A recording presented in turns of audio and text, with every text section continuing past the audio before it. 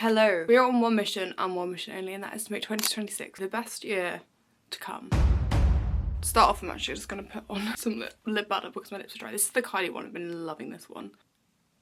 But this will be a breakdown of fashion, beauty and mindset of everything I'm taking with me into 2026 to just feel my best. Firstly, let's start beauty because I love me some makeup, and this is kind of all of the things I'm going to be doing in 2026. I have been loving multi-use products. I think they're just so versatile and so great. Okay, the first one, it is multi-use because I use it literally for everything, but it's the Giorgio Armani Luminous Silk Bronzing Powder. Now, because it's so big, it's just so big, I use it literally all over my face. It's luminous, it makes you look like you're sun-kissed. It's sun-kissed in a product. It's on the pricier side, but then you get so much product that I feel like it's worth it. And I love using it on my eyeshadow for a transition colour. I just think it's kind of like one of those, it's like one and done. You just put it everywhere and you're good to go out the door. Next up, we have, I feel like this is a bit of a cult classic, but you know what? If it's not broken, if it ain't broke, don't fix it. That's what they say. And it's the Dior Universal Face Palette. Now, I love this because you've literally got every shade you could ever need in your entire life. Okay, that's a bit dramatic, not every shade, but you know what I'm saying. This, I love like a bronzer topper, like if you want to be extra glowy.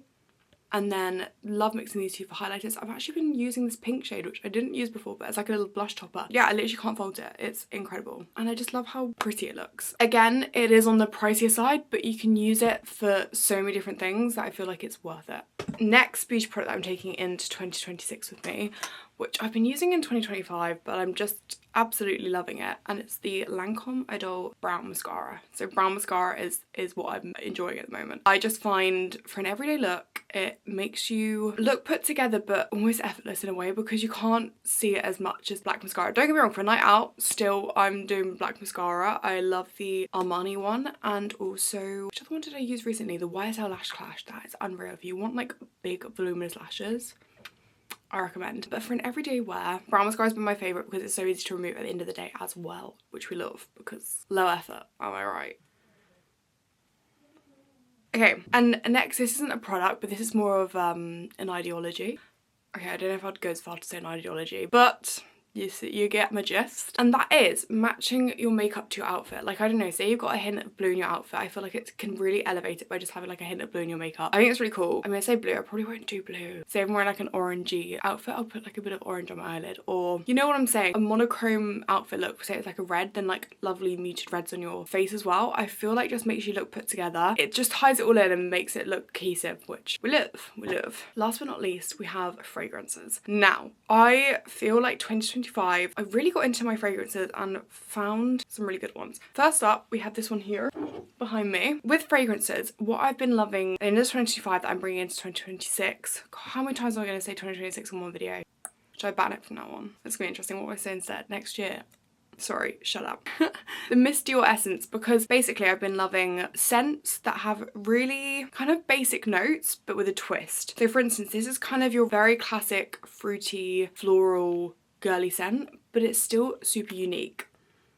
And it's in the essence. It's just got like such a vibrant pop burst of, I don't know what fruit it is, but it's delicious. I'll do this on myself. Okay, oh my god, I've got a new favourite. Let me just go grab it 1 second. Now this, Kilian Angel Share, is exactly the vibe I'm taking into 2026 with me. It's your basic vanilla, but it's not basic at all. Oh, it's just got so much depth to it, and it's a more mature version of the vanilla, I would say. Like, you can't pin it down as being that, but it's still got that gorgeous sweetness, and this is literally what I'll be wearing probably. If you see me in the street, I'm wearing this. Yeah, and other ones I've loved is the Miutine. I think that's a really interesting take on like your classic strawberry scent. Oh, a lovely floral one as well as the Burberry Goddess. I feel like it's your typical white floral, but it's still very feminine and unique. So yeah, those are kind of, oh, and I'm going to touch on skincare. I'm just focusing on really simple products. Like, I've got like a 3-step routine, and then I'll add in some treatments like once or twice a week, and that's literally all I'm doing with my skin, and it's finally it's behaving at the moment. So I feel like that's just what I'm going to bring into 2026 for me. So I've been loving the Tatcha Rice Wash Trio. I can speak English, I promise. That's kind of rounding off all of the beauty things I'm taking into 2026 with. I said it, frick. Yeah, I'm taking it into the new year with me. Now we're going on to fashion. I just can't wait to kind of curate looks and curate outfits, because I feel like 2026 is going to be my year of really fine-tuning my wardrobe. When I get back to London, I'm setting myself the task of sorting through all of my clothes because it has got outrageous. It has got out of hand and I can't find anything, and it makes putting outfits together impossible. My first thing I'm going to be doing in 2026 is getting rid of everything in my wardrobe that the best version of myself wouldn't wear, because I feel like so often I cling on to things and items that I'm like, oh, but one day I might like it. But no. No, you won't. But I won't obviously be wasteful. I'll donate it to charity or give it to friends and family, etc. There's too many clothes in the world to be doing that. This is like a really, really unique and obscure one, but I've been loving capes. I'll insert photos so you know what I mean. Not Batman. I'm not rocking up like Batman to the pub. I just think they're so sophisticated and they're very, very simple. They're practical because it's just like you can chuck it on over any outfit. Yeah, I've really, really been just enjoying the vibe of them. Oh, I don't have the next one with me, but I'm taking my demellier bag with me in 2020. I just can't like not say it clearly. Something's wrong with me. I just think it's such a classic bag and I love it because it can actually fit stuff in like my computer.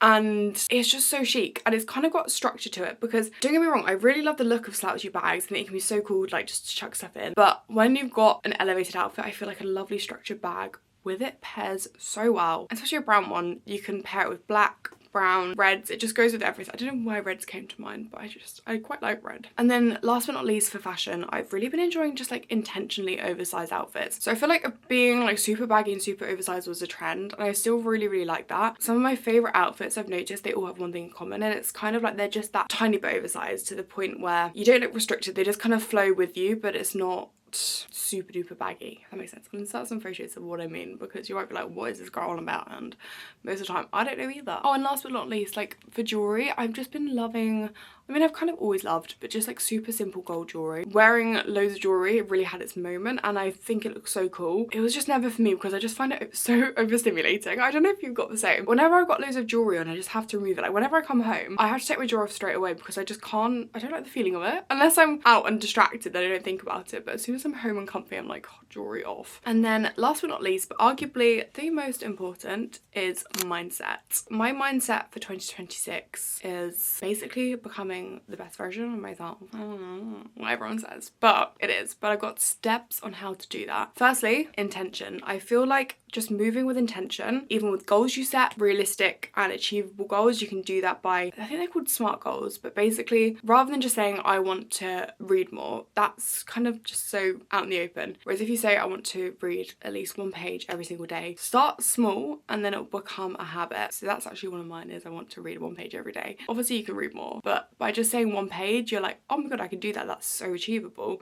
And then it just becomes a habit into your daily routine. Next up, I think it's so important to invest in yourself. I think often you can, you know, invest in nice clothes, you don't mind spending money like on a night out, but then when it comes to actually the necessities of life, you kind of brush over it. For instance, I recently got laser hair removal on my armpits and it's the best thing I've ever done. I was thinking about it for ages, for years, and I just was like, oh, if it's expensive, yada yada yada. I wish I'd done it sooner, and I think there's so many things in life, whether that be work related or just to feel a bit better about yourself. And especially like modeling's my job, so actually laser hair removal is probably, it is a necessity for me. It makes you feel better for one, and two, it's, yeah, good for work. Just really think that's important, especially in your 20s. Hone in on your skills, your attributes, and etc. As good as it is to invest your money, stocks and everything, I think investing in yourself is a huge thing. This kind of ties into my next one, which is educating myself. I didn't go to uni and I feel like now I've got such a craving to learn and to be clued up on things that are happening in the world, and I don't know, knowledge is power. Knowledge is power. Gosh, she's turning into Gandhi.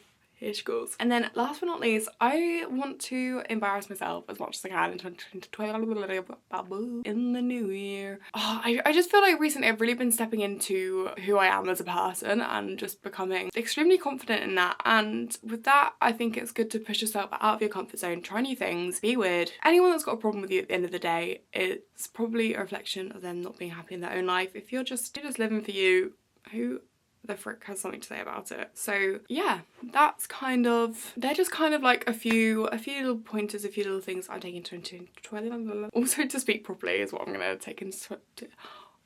Why? I go to say it and I'm like, I don't want to say it because I said it so much, and spray a bit of this because it's addictive. Oh my god, it's so good. It's so good. thank you very, very much for watching. I hope you enjoyed. I hope you had some takeaways. And yeah, may the new year bring goodness, health and wealth. Goodbye.